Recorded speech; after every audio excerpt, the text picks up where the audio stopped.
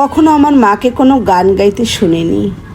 সেই কবে শিশুরাতে ঘুম পাড়ানিয়া গান গেয়ে আমাকে কখনো ঘুম পাড়াতেন কিনা আজ মনেই পড়ে না। যখন শরীরে তার বসন্তের সম্ভার আসেনি, যখন ছিলেন তিনি ঝড়ে আম কুড়িয়ে বেড়ানো বয়সের কাছাকাছি, হয়তো তখনও কোনো গান লতিয়ে ওঠেনি মিড়ে মিড়ে দুপুরের সন্ধ্যায়।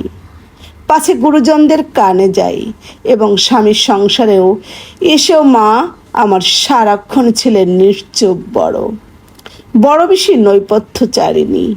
যতদূর জানা আছে টপ্পাকি খেয়াল তাকে করেনি দখল কোনো দিন। মাছ কোটা কিংবা হলুদ বাটার ফাঁকে অথবা বিকেলবেলা নিকিয়ে উঠোন ধুয়ে মুছে বাসন কোসন, সেলাইয়ের কলে ঝুঁকে আয়নায় ঝুলিয়ে কাপড়, ছেঁড়া শার্টের রিপুকর্মে মেতে আমাকে খেলার মাঠে পাঠিয়ে আদরে অবসরে চুল বাঁধবার ছলে। কোনো গান গেয়েছেন কিনা এত কল কাছাকাছি তবু আমি জানতে পারিনি।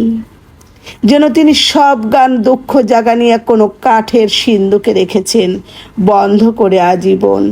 কালে ভদ্রের সুর নয়, শুধু ন্যাপথলিনের তীব্র ঘ্রাণ ভেসে আসে।